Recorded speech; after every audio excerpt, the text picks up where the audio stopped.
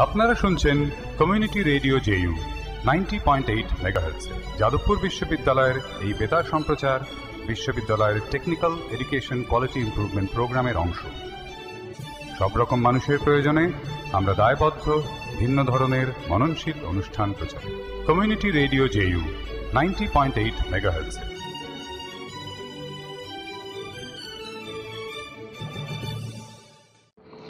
নমস্কার, আমি ডক্টর জয়ন্ত দাস, একজন ভ্যাসকুলার সার্জন এবং মেডিকো লিগাল কনসালটেন্ট। আজকে আমরা এখানে একটু আলোচনা সভা করতে বসেছি যে কোভিড যদি কারো পজিটিভ হয় তাহলে সে কি করবে আর কি করবে না। এই মুহূর্তে সারা বিশ্বে একটাই ত্রাস, সেটা হচ্ছে কোভিড-19।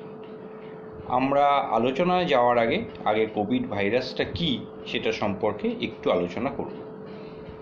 এটা একটা আরএনএ ভাইরাস। আমাদের পৃথিবীতে যেমন সার্স, মার্স আছে, সেরকম কোভিড-19ও আছে।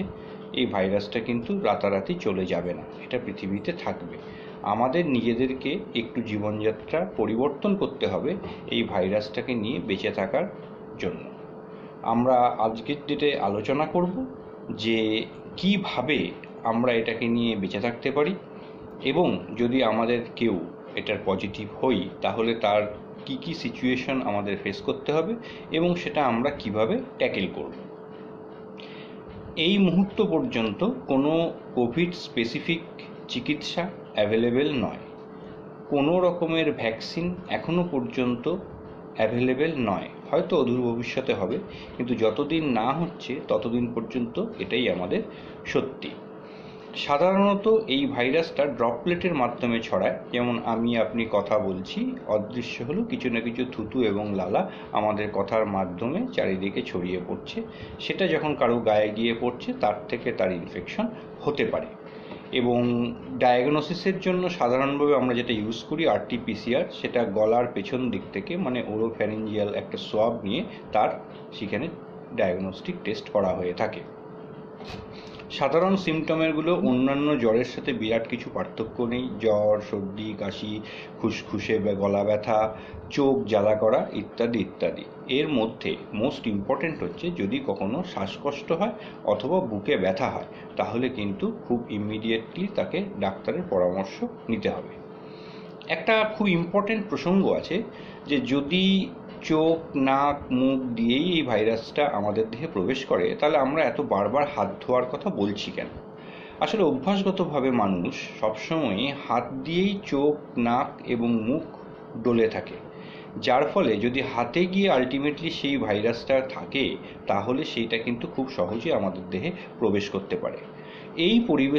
এই পরিস্থিতিতে দাঁড়িয়ে আমাদের এটার একটা proper risk management strategy build up করতে হবে এবং সেই অনুযায়ী নিজেদেরকে এগিয়ে যেতে হবে। রিস্ক বলতে আমরা যেটা বোঝাই সেটা হচ্ছে তিনটে জিনিসের সংমিশ্রণ: হ্যাজার্ড, এক্সপোজার অ্যান্ড ভালনারেবিলিটি। এটা তিনটে স্টেজেই এটাকে ট্যাকেল করবার নানা রকম মেকানিজম আছে, সেটা ডিটেলসে আজকে আমরা যাব না। আজকে আমরা যাব যেটা বেসিক প্রিন্সিপল এবং সেই যে সেগমেন্টে নিয়ে আজকে আমরা আলোচনা করতে বসেছি। ইউজুয়ালি এই প্রিন্সিপলটা দুরকমভাবে এক্সপ্লেন করা হয়।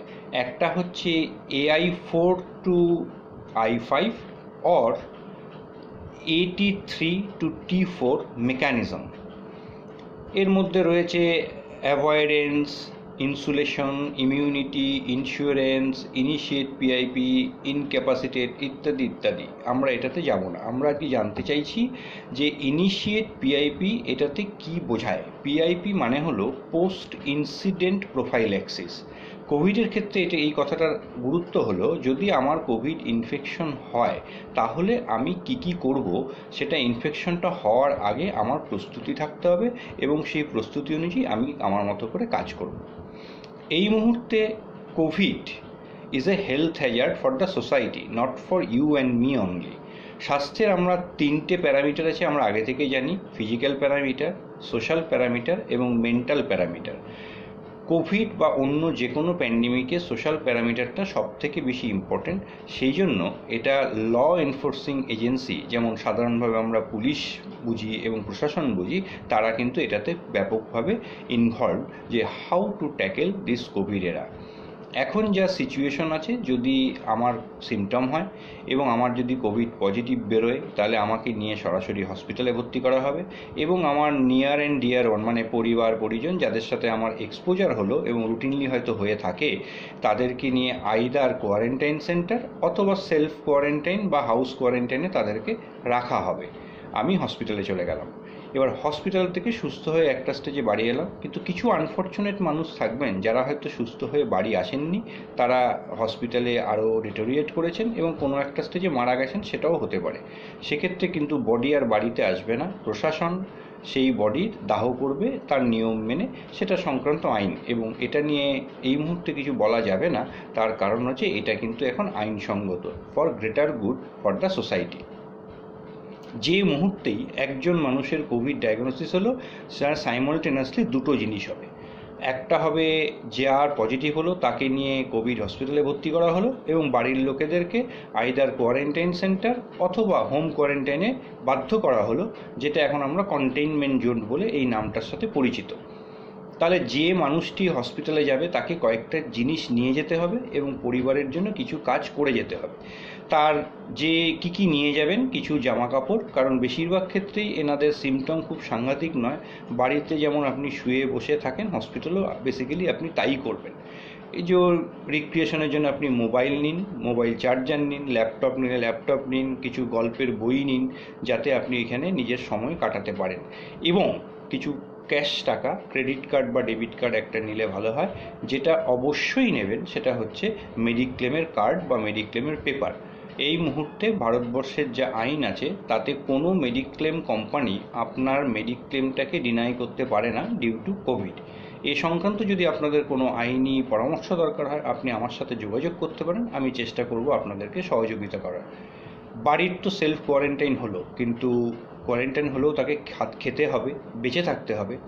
তাহলে আপনাকে বেশ কিছু কাজ কিন্তু হসপিটালে যাওয়ার আগে করে যেতে হবে। সেটা কি কি? কিছু খাবার দাবার আপনাকে রেডি করে যেতে হবে, অল মেডিক্লেম পেপার, কারণ বাড়ির সকলেই আপনার সাথে এক্সপোজড হয়েছে, তাদেরও কেউ পজিটিভ হতে পারে। পজিটিভ হলে আপনাকে যে সাইকেল অ্যান্ড যে প্রসেসের মাধ্যমে যেতে হচ্ছে, তাকেও কিন্তু সেই সাইকেল এবং সেই প্রসেসের মাধ্যম দিয়েই যেতে হবে। সেই জন্য মেডিক্লেমের কাগজ রেখে যাওয়াটা কিন্তু অত্যন্ত গুরুত্বপূর্ণ। কিছু টাকা পয়সা থাকা দরকার এবং কয়েকটা ব্ল্যাঙ্ক চেক সাইন করে যান, আপনার স্ত্রীর নামে হোক বা বাবা মায়ের নামে হোক বা ক্লোজ যে ওই প্রয়োজনে চেকটা ভাঙাতে পারে। আর কি করতে হবে? কিছু ক্লোজ মানুষকে এই টোটাল সিচুয়েশনটা জানিয়ে যেতে হবে, যারা আপদে বিপদে আপনার এবং পরিবারের পাশে দাঁড়াবে। সেটা আত্মীয়স্বজন হতে পারে, বন্ধুবান্ধব হতে পারে। আর একটা খুব ইম্পর্টেন্ট জিনিস আছে, বাড়িটা কি করে স্যানিটাইজ হবে এবং সেই মুহূর্তে বাড়ির যারা রইলেন তারা কি করবেন সেটার সম্পর্কে সম্যক ধারণা দরকার। আর সবচেয়ে ইম্পর্ট্যান্ট হচ্ছে, খুব সাধারণ জিনিসের জন্য আপনার ফ্যামিলিকে প্রাইম করতে হবে, মানে প্রিপেয়ার করতে হবে বেশ কিছু এডুকেশন দিয়ে। আমরা আস্তে আস্তে একের পর এক সেই জিনিসগুলো আলোচনা করব। একটা সিচুয়েশন হচ্ছে, আপনি একলা আছেন, আপনার ছেলেমেয়েরা সবাই দেশের বাইরে থাকে। এরকম অবস্থায় যদি আপনি পজিটিভ হন, তাহলে আপনি কি করবেন? আমি এটাকে খুব সুন্দরভাবে পয়েন্ট করে সাজানোর চেষ্টা করেছি, আশা করি আপনাদের এটা হেল্পফুল হবে। আপনি সমস্ত ব্যাংক অ্যাকাউন্ট, ইনভেস্টমেন্ট মানে শেয়ার মার্কেট, মিউচুয়াল ফান্ড, এগুলোর একটা লিস্ট করুন, তাদের ফোন নাম্বার দিন, এজেন্টের নাম্বার দিয়ে একটা লিস্ট করে যান। কয়েকটা চেক নয়, এখানে আপনার যতগুলো অ্যাকাউন্ট আছে প্রত্যেকটা অ্যাকাউন্ট থেকে কিছু পরিমাণে সামান্য অ্যামাউন্ট, সেটা 100 টাকাও হতে পারে, 10 টাকাও হতে পারে, আপনি চেক সই করে আপনার যে নিয়ার অ্যান্ড ডিয়ার প্রত্যেকে একজনের কাছে এই প্রত্যেকটা চেক ড্রপ করে যান, অথবা কারো হাতে দিয়ে যান যিনি এটা ড্রপ করে দেবেন। এটা সুবিধা হলো, যে ছেলে আর মেয়ে বা আত্মীয়স্বজন যে আপনাদের দূরে আছে, আপনার কাছে আসতে পারছে না, সে কিন্তু জানতে পারবে আপনার কটা অ্যাকাউন্ট আছে, কারণ 10 টাকা হলেও তার অ্যাকাউন্টে গিয়ে আলটিমেটলি জমা হবে। আপনার যাবতীয় প্রপার্টির কাগজ, যেমন একাধিক ফ্ল্যাট থাকতে পারে, আপনার বাড়ি থাকতে পারে, গাড়ি থাকতে পারে ইত্যাদি, সেগুলো কিন্তু একটা জায়গায় গুছিয়ে রাখুন এবং লিস্ট করে রাখুন। আরেকটি ইম্পর্ট্যান্ট জিনিস আছে, আপনি ব্যাংকের লকারের ডিটেলস এবং অল কিজ, মানে বাড়ির চাবি, গাড়ির চাবি, যত রকমের চাবি হতে পারে সেটার একটা লিস্ট করে এক জায়গায় করুন। আইদার সেটা বাড়িতে কোনো সিক্রেট জায়গায় রেখে সেটা তাকে SMS করে জানিয়ে রাখুন, বা ফোন করে জানিয়ে রাখুন, অথবা বিশ্বস্ত কোনো আত্মীয় স্বজন কারোর হাতে দিয়ে রাখুন। যদি আপনার প্রপার্টি নমিনেট করা না থাকে তাহলে হয়তো এই মুহূর্তে আপনার আর সময় নেই নমিনেট করার বা উইল করার, আপনি একটু আপনার লয়ারের সাথে অবশ্যই কথা বলবেন। আমরা 3টে কথা খুব শুনছি: সোশ্যাল ডিস্টেন্সিং, আইসোলেশন এবং কোয়ারেন্টাইন। খুব ঠান্ডা মাথায় এটাকে একটু বুঝতে হবে। Social distancing in relation to Covid মানে হলো আপনি যার সাথে কথা বলছেন বা সংস্পর্শে আছেন তার থেকে 1 মিটার মিনিমাম ডিস্টেন্সে থাকবেন। আইসোলেশন বেসিক্যালি অসুস্থ মানুষকে করা হয় যাতে তিনি অন্য কোনো মানুষকে নতুন করে ইনফেক্ট করতে না পারেন। কোয়ারেন্টাইন করা হয় সুস্থ মানুষদের, যাতে তিনি কোনো অসুস্থ মানুষের সংস্পর্শে এসে নিজে থেকে অসুস্থ হতে না পারেন। এটা খুব ছোট্ট জিনিস, কিন্তু এটা জানা দরকার, কারণ আমাদের পরবর্তী আলোচনাগুলোতে এই 3টে কথা বারবার এগিয়ে আসবে। হ্যান্ড ওয়াশ নিয়ে আমরা আগেও বলেছি যে আমরা হাত দিয়েই চোখ, নাক এবং মুখ স্পর্শ করি, সুতরাং আলটিমেটলি ভাইরাসটা এর মাধ্যমেই ঢুকবে। সেজন্য hand washing is very important with proper technique. সাধারণভাবে সাবান আপনি ব্যবহার করতে পারেন, 30 সেকেন্ড মিনিমাম ব্যবহার করা উচিত। আর অ্যারাউন্ড 80%-এর আশেপাশে যদি কোনো হ্যান্ড স্যানিটাইজার আপনি ইউজ করেন তাহলেও সেটা একই পরিমাণে কাজ দেবে। এবং সেক্ষেত্রে ফায়ার কশন কিন্তু ভুলবেন না, কারণ এগুলো 80% অ্যালকোহল যে কন্টেন্ট রয়েছে সেটা কিন্তু ভীষণ পরিমাণে ইনফ্লেমেবল, মানে আগুনের কাছে অথবা কোনো গরম কিছুর কাছে যাবেন না। PPE এবং মাস্ক, এটা N95 মাস্ক এবং PPE স্বাস্থ্যকর্মী যারা আছে তাদের জন্যই এটা সিলেক্টেড। আপনি মাস্ক ইউজ করুন, সেটা যেরকম মাস্ক পাওয়া যায় সেই মাস্ক না করে যদি আপনি 3 লেয়ার মাস্ক ইউজ করতে পারেন খুব ভালো। যদি না পান কাপড়ের মাস্কও আপনি ইউজ করতে পারেন।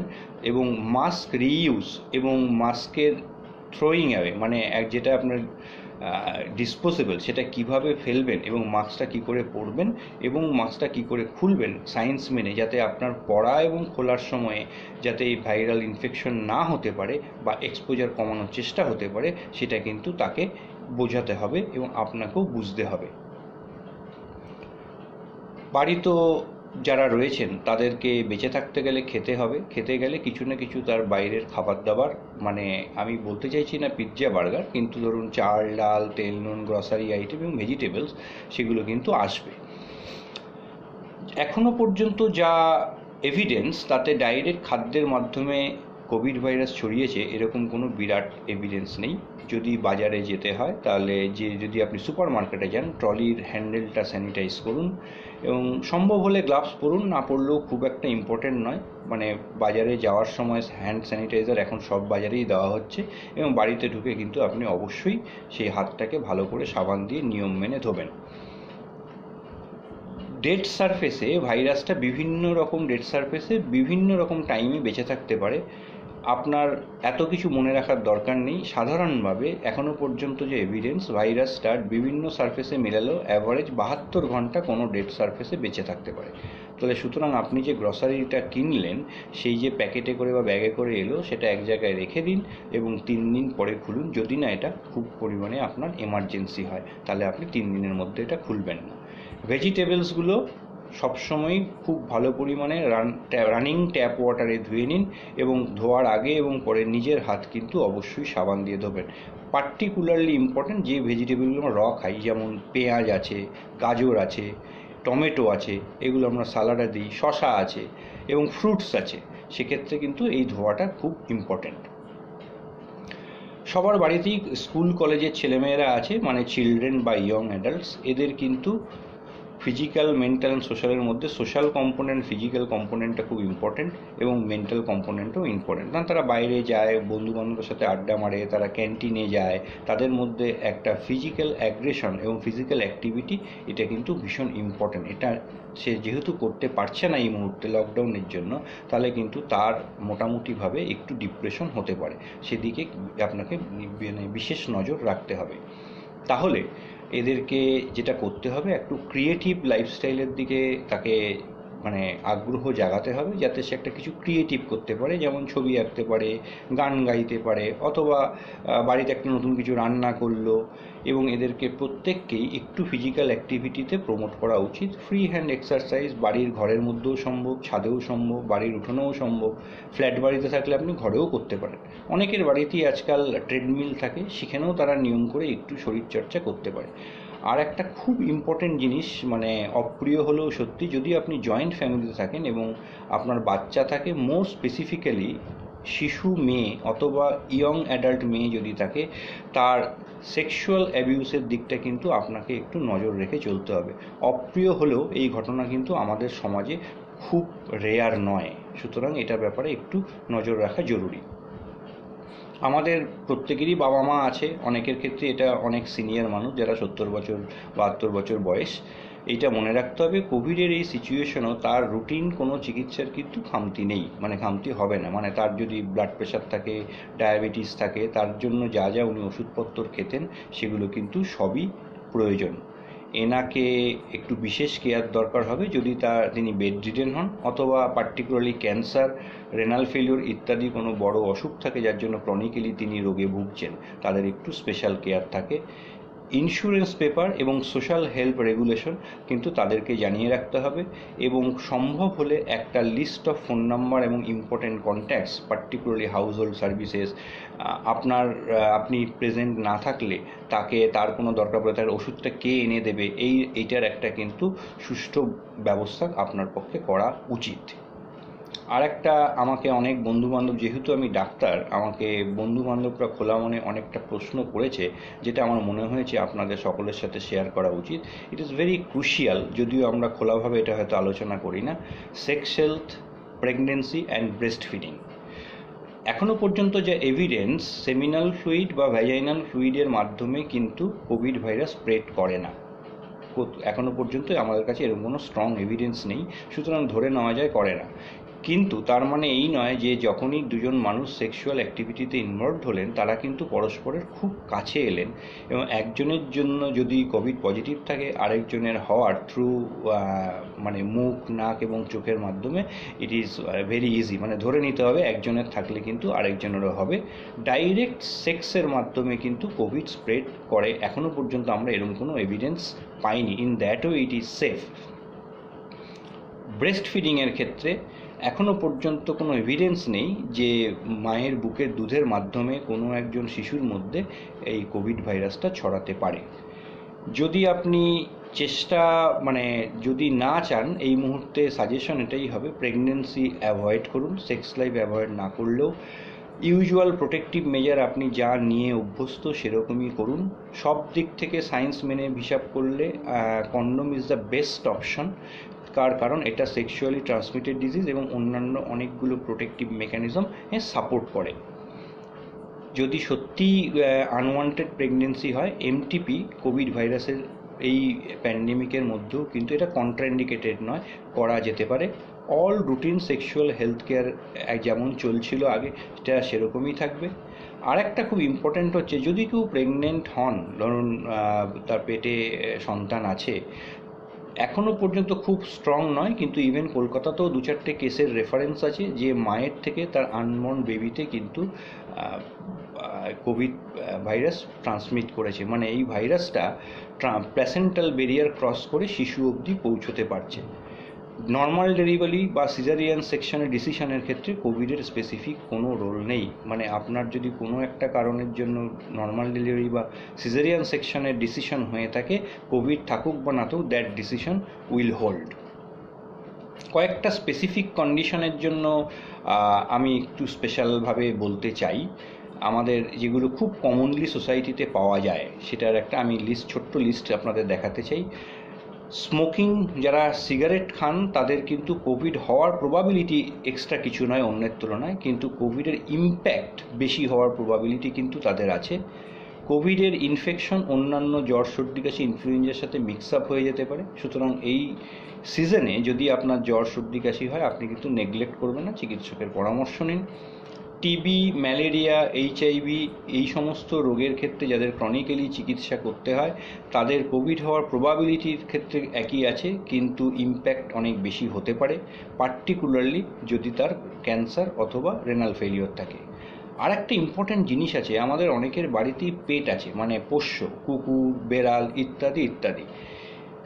এখনো পর্যন্ত যে এভিডেন্স, কারণ এটা নিয়ে আমাকে অনেকেই অনেক প্রশ্ন করেছে, যে মানুষ থেকে কুকুরে বা বেড়ালে কিন্তু কোভিড ছড়াতে পারে, সেই কুকুর বা বেড়াল থেকে অন্য কুকুর বা বেড়ালে ছড়াতে পারে। কিন্তু আশ্চর্যজনকভাবে এখনো পর্যন্ত আমাদের কাছে কোনো এরকম স্ট্রং এভিডেন্স নেই যেখানে আমার যে পোষ্য যে পজিটিভ হলো আমার থেকে, সে আরেকজন কোনো নেগেটিভ মানুষকে গিয়ে পজিটিভ করেছে। সুতরাং মানুষ থেকে কুকুর বেড়ালে যেতে পারে, কিন্তু other way around is not true, এটাই এই মুহূর্তে সায়েন্টিফিক এভিডেন্স। তাহলে আমরা এতক্ষণ ধরে যে আলোচনা করলাম, তাহলে সাম আপ করলে যেটা দাঁড়ায় সেটা হচ্ছে, আপনি যদি বা আমি যদি পজিটিভ হই তাহলে আমাদের চিকিৎসা এবং আমাদের 3টে প্যারামিটারের, ফিজিক্যাল, মেন্টাল অ্যান্ড সোশ্যাল প্যারামিটারের যা যা ব্যবস্থা, সেটা গ্লোবাল পলিসি থেকে শুরু করে, রেকমেন্ডেশন থেকে শুরু করে হসপিটাল পলিসিতে শেষ হবে। এবং আমি তার জন্য কী কী প্রিপেয়ার্ডনেস রাখবো সেইটা কিন্তু শুরু হবে আমার ফ্যামিলি থেকে, আমাকে সেই ব্যবস্থাটা করতে হবে। Step wise treatment will be isolation based, family will be quarantine based, other services will be society based, and but last but not the least, finance and expenses will be always self based. Nobody will take your responsibility of your finance if it is not financed by the government. তাহলে step wise আমরা প্রথম হচ্ছে টেস্টের জন্য গেলাম, negative হলো বাড়ি চলে এলাম। যদি টেস্টের জন্য গিয়ে পজিটিভ হয় তাহলে আমি হসপিটালে চলে গেলাম। হসপিটালে যদি চলে যাই আমার বাড়ির লোকেরা কোয়ারেন্টাইনে চলে গেল, তাহলে আমাকে সেই বন্দোবস্ত রাখতে হচ্ছে। এবং আনফর্চুনেট ফিউ, যদিও নেগলিজেবল, কিন্তু মৃত্যুটা মৃত্যুই। 2-1 মানুষ যারা হসপিটালে আলটিমেটলি গিয়ে ডেটোরিয়েট করলেন, তারা কিন্তু আর আমাদের মধ্যে ফিরে আসবেন না। আমরা যে আলোচনাগুলো এখন করলাম সেই আলোচনাগুলোর কিন্তু তাদের জন্য সবথেকে বেশি ইম্পর্ট্যান্ট। কিন্তু দেখুন, দুর্ভাগ্য কার জীবনে কখন কিভাবে আসবে সেটা আপনিও জানেন না, আমিও জানি না। আমরা যেটা করতে পারি, আমরা ভবিষ্যতের দিকে তাকিয়ে রেখে আমরা আজকের ডেটে নিজেকে প্রিপেয়ার করতে পারি। সুতরাং পিআইপি বা পোস্ট ইনসিডেন্ট প্রোফাইল্যাক্সিস শুরু কিন্তু আজকের ডেটে দাঁড়িয়েই করতে হবে, এটা কিন্তু পরবর্তীর জন্য আমরা রেখে দিতে পারি না। আজকে আপাতত এইটুকুই। আশা করি আপনাদের যদি এই ইনফরমেশনগুলোতে কোনো উপকার হয় তাহলে আমার এই এফোর্টটা সাকসেসফুল বলেই মনে করব। থ্যাংক ইউ, ধন্যবাদ।